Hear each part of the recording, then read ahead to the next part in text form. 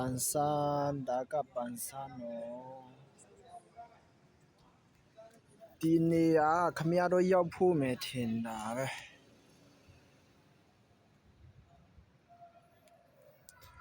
ဒီနေရာတည်တဲ့လူကမတ်မှာ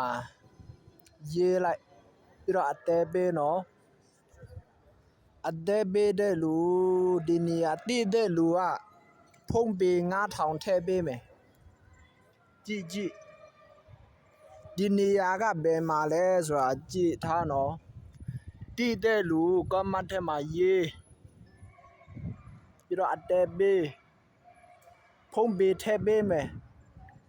ကမတ်ထဲမှာဖုန်းနံပါတ်ရေးထားလိုက်ဖုန်းပေးထည့်ပေးမယ်နော်